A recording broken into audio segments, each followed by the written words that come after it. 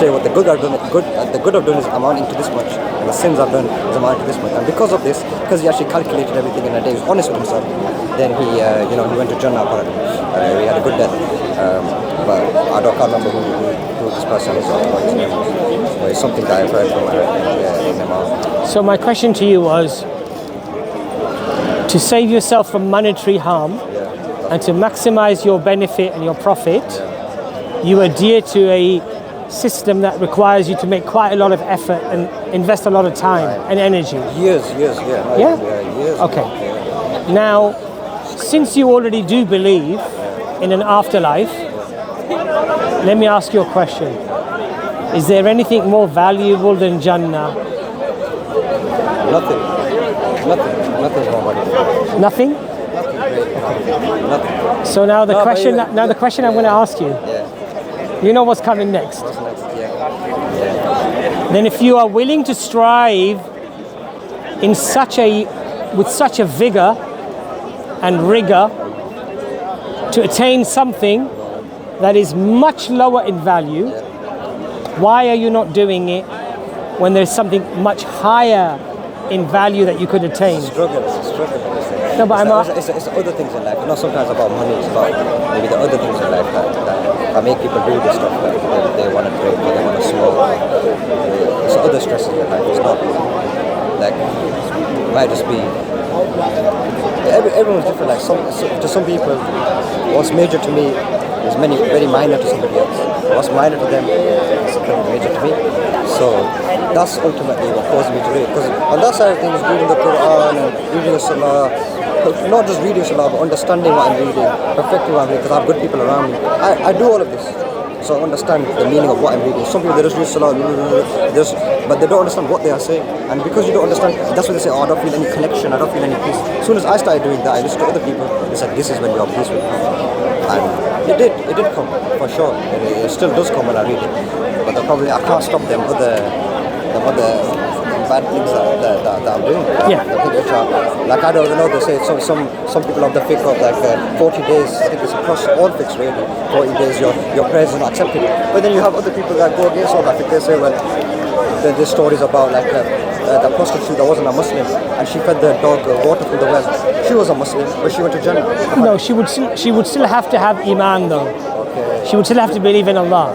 Okay, but she wasn't Muslim. She can't be an adulteress or idolatry. She could not be doing idolatry or disbelief. But let me go back to our discussion. It was very interesting. You said to me it was certain life pressures that triggered you to do the things that you know are haram. Correct? 100%. Yeah? Okay. 100%. Now, you have life pressures when you're trading as well, right? Less so now, more so when because obviously no, you what have I'm to get saying, more experience. What I'm saying is that those same life pressures are there when you're trading, right? Not the same anymore. It's too easy now, like in terms of that sense, because I don't know, you just have No. you have more money. You misunderstand my question. I'm not asking you about the difficulty of the task. Oh, just pressure. I'm saying that the external pressures, those are still there, right? Yeah, the external pressure is always there, yeah. But you choose not to allow them to influence you while you're trading. That's exactly, the whole point is emotional detachment, yeah. You have to have. Why do you do that? Because then it affects your performance, yeah. And when it affects your performance, what happens? You end up like taking losses and stuff like that, yeah. You make a loss. You want to make a loss, yeah. Okay. And ideally you want to avoid that. So, would you agree that you should use the same mentality when it comes to your deen? 100%. Yeah? You should try. So when there's something that gives you the emotional trigger to tell you to do something that you know is haram, just like you protect yourself from a bad trade, then the worst trade that you can ever make is to displease Allah. But you know what I've noticed as well? I don't know if anyone's ever said this to you before as well. One thing I've noticed in my life, before I started going like the way I am now, something I've noticed is that, you know, people who do these things. They do this drink or they do other stuff, they do gambling and whatever, all the haram, they lose everything. Guess what? These people have amazing lives. They have amazing family ties. They have marriage at the perfect time. They have everything. They have whatever you can think of in this world, they have it. They have the car, money, houses, everything. But why is it that when somebody doesn't do drink, he doesn't do smoking or whatever, or maybe he smokes but he doesn't drink, he doesn't do weed or anything, cocaine or any of these other types of things. Smoking is a bit of an iffy one depending what fiqh you follow. Some says haram, some says makruh, so it's still frowned upon, disliked. But why is it that these people are given the dunya? These people, they have easy lives. I've noticed this. I know somebody, I'm not going to say who it is. This person sells sharab for many, many years. Many years. Has big house, cars, children are set. Children didn't even need grades in school. Why? Because the father's so set financially. The money will be left for them. But they still, whatever they did, they did. But these are just examples. I know, majority of people I know that are successful in dunya, they go against Islam. Okay, let me ask you a question then. Because it's difficult. You mentioned when I start doing good, you know what happens? I don't get nothing back in return. Whether I'm giving food to somebody or, whatever it is, normally back in return, I see my own life. There'll be problems. But when I start doing haram, start doing drinking, all of a sudden, guess what? Oh, subhanallah, all of a sudden, now money's coming, health is coming, women's coming, and I don't know, whatever's happening, relationship, mom's getting ill, although she doesn't know. My mom's actually a niqabi and she's very, fully to the deep. She's somebody that if she found out what I was doing, you used to tell her what I was doing, she would cry.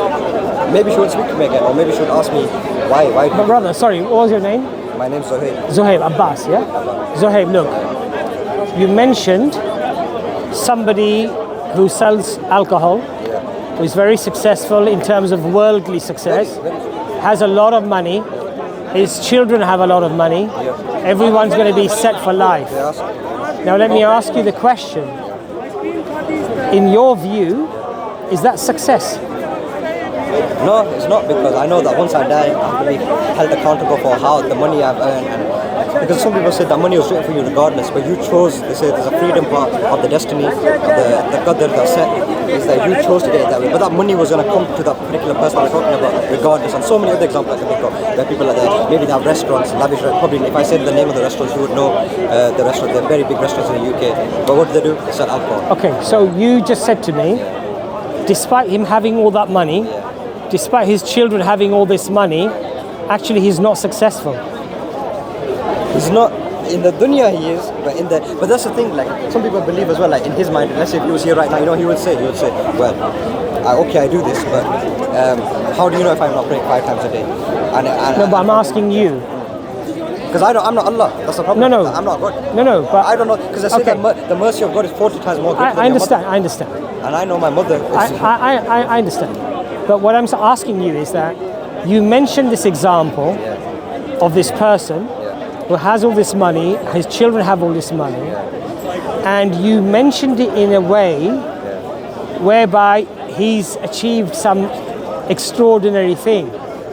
Extraordinary, but yes, something that is but I'm asking you, if you, let's say you are Bill Gates, okay, Bezos, too much, okay, the guy who owned Oracle, Steve Jobs, Warren Buffett, I think. Warren Buffett, you have more wealth than all of these people put together. And on the day of judgment, you're thrown in the hellfire. So what does it? Were you successful or did you fail? Definitely. And before then, I'll probably know anyway, because the way my soul will come out, the things that happen to me in the grave, I'll know before then what's going to be my... What I'm saying to you is, has that person attained success or have they failed? He's failed. Okay. Well, so brother... I've seen the flip side as well. No, brother, hold on. So what that means then is that success is not about worldly wealth. No. So when you see people with worldly wealth, this is a sort of success, but limited only to this world. So what would you say to somebody that has to, he had nothing, he let's say he looks an ordinary person like me and you. Yes. But you're given the best situation. Let's say they have no means of eating. Yes. They have to steal for their food. Yes. Although in this country is very mindless crime, and this is over a certain amount. But you're not going to steal 200 pounds worth of food, are you? You're going to steal probably 20 pounds yes. worth of food for one person, or 15 pounds. So very minor.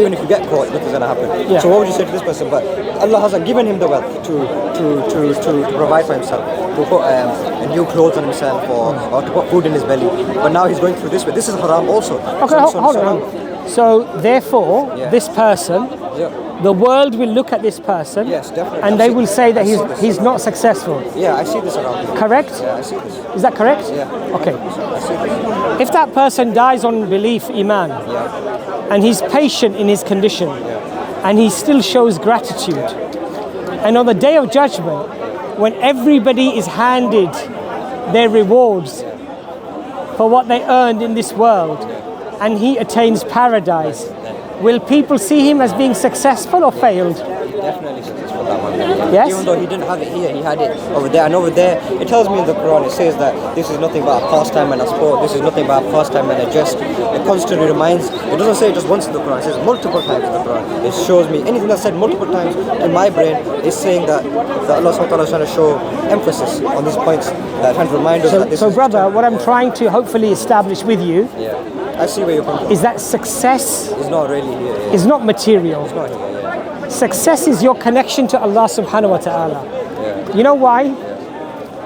Because Allah says on the day of judgment, if the disbeliever offers the entire world